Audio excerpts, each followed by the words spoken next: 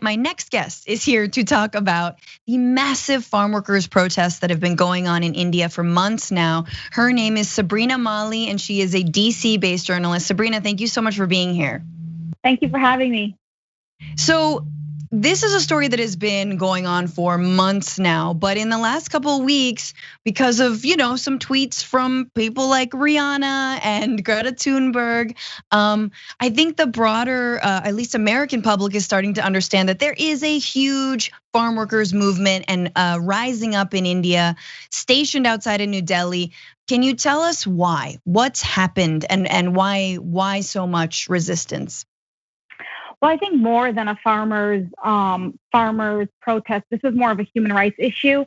It all started back in September when the Prime Minister Modi's administration decided to implement farming laws that would basically deregulate the current laws that they have right now, essentially making it easier for corporations to implement rules and set prices for these farmers to get paid for their crops.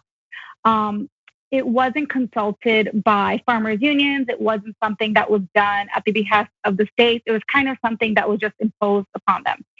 And it's caused a huge uproar ever since then. There have been protests almost every day since the beginning, but has grown exponentially as recently as the past few weeks. We saw it come to a head during Indian Republic Day on January 26th, when there was clashes between protesters, supporters, and the police. Mm-hmm. And you're right, it has gained a lot of attention because of people like Rihanna and large name celebrities like that. So I think it's a huge issue. Like I said, it's more than a farmer's issue. It's starting to test what it means for India to be a democracy. Wow. Yeah. And because of that, and I think in the United States, we don't have the same massive amount of like family subsistence farmers in this country. Yep. In large part, they've been consolidated. And so, in some ways, that is what Indian farmers are actually fighting against, which is seems to be a corporatization of the agrarian sector. So just explain, like, what's the role of farmers and farm workers in India, and like their importance in the economy? So a large part of Indian farmers aren't part of these huge conglomerates. They're small farmers with 1-2 acre farms. This is their main livelihood. Unlike American farming, where you see, our massive farms, our massive dairy farms, a massive amounts of farming that we have like that. So their livelihood is dependent on these, on their small farms. Right. Essentially taking a small farmer and putting them up against a big corporation, that's just a recipe for disaster. When we had our farm bills passed in 2018, that also was a sort of a deregulation. And we've seen even in America how farmer suicide have increased, and in India it's the same way too. Farmer suicides have increased exponentially, and a lot of the reasons is because the government in these nations aren't giving protection to these small farmers. So it's just going to keep on growing, especially with deregulation. Yeah. Absolutely. And it's a huge amount. And we're talking millions and millions of people and millions of voters. So what do you think? What's been the response from the Indian government, the Modi government? Have they walked back any of these reforms? Are they feeling the pressure? So they absolutely are feeling the pressure, but I think it's not for the reasons of the protesters, because he did just push back implementing the laws for only 18 months. And so that's kind of just putting a Band-Aid on a major gash. They don't plan on, as far as I can see right now, they don't plan on repealing these laws. So, and I don't foresee the Modi government doing that at all. Unlike say President Trump in the most recent election, Modi won by a popular vote of massive amounts. So he does have a huge support of a lot of like Indian nationalism, and it's just going to just fuel his sense of not backing down. Right. He feels like he's got the mandate. And to that end, with the rise of Modi and the BJP, I know there's been like a rise of Hindu nationalism generally, and what some would even call like Hindu fascism, as there has been many more hate crimes and violence perpetrated against religious minorities like Muslims, but also I know a large amount of these farmers are Punjabi and are Sikh. Is there like a, what is the role then of kind kind of almost that nationalism and the Hindu nationalism, is that playing into what we're seeing now at all? Absolutely. People are using that Hindu nationalist movement, and I think Modi's using it as a way to fuel his voters, fuel the heads of different states in India that are BJP ruled. And it's caused a lot of strife, whereas this was really a movement about farming, has turned into a movement about religion, has turned into a movement about Sikhs against the overarching religious majority, which are Hindus in India. So I think that has definitely played into this whole idea, which in essence, this is not what it started as. And honestly, a lot of farmers protesting are also not Sikh. They're from different states in India. So, but for some reason, we've seen the Indian government just really attack and kind of scapegoat the Sikh farmers, because that's kind of who it's easy to point out. It's easy to see as front facing. So. Right, it's nationalism generally, which is divide and conquer.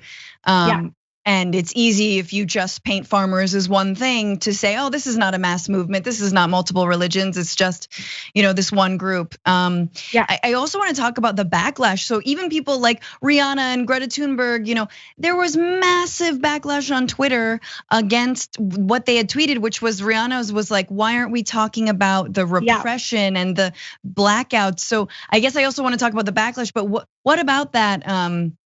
What about that silencing, and what is happening online whenever you bring up these issues? So actually, Rihanna didn't even say that. She just said, "Why aren't we talking about this?" She didn't give an opinion. She didn't even voice. She didn't even voice a side that she was choosing. But the backlash was pictures of Chris Brown beating her up. There were threats of death. There were threats of rape. It was just so visceral and so degrading. And you see that with a lot of the women who have spoken out. A lot of journalists have been imprisoned because of their voice and them speaking out. A Dalit activist in India named Naldeep Kaur was just imprisoned without any due cause. So women in general are, I feel like, getting the brunt end of this hatred that's going on the internet.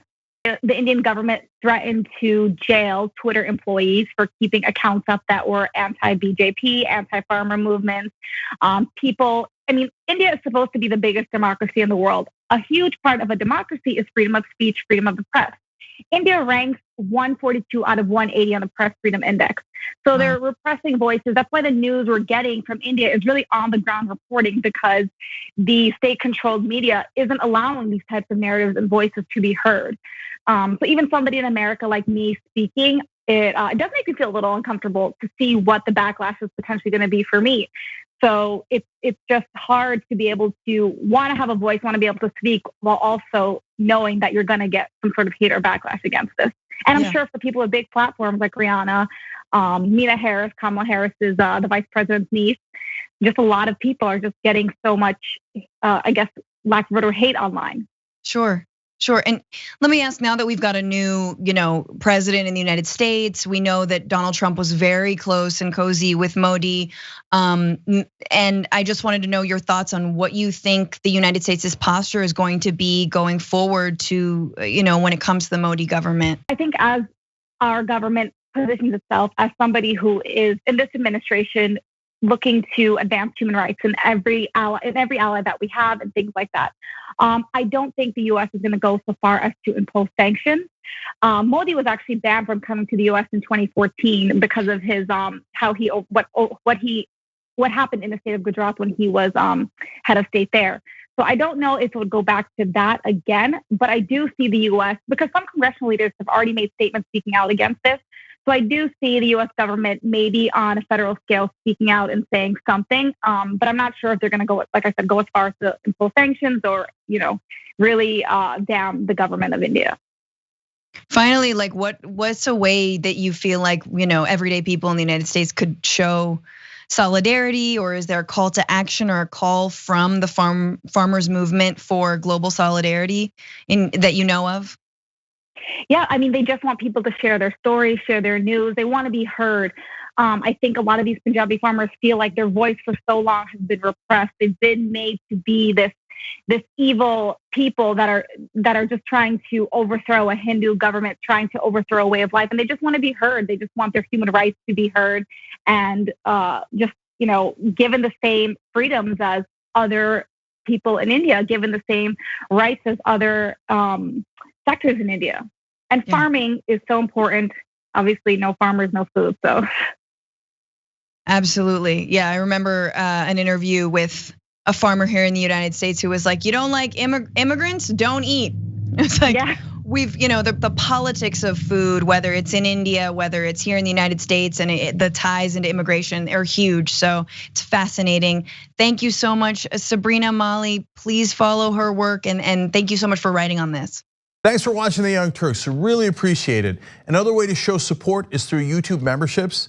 You'll get to interact with us more. There's live chat emojis, badges. You've got emojis of me, Anna, John, JR. So those are super fun. But you also get playback of our exclusive member-only shows and specials right after they air. So all of that, all you gotta do is click that join button right underneath the video. Thank you.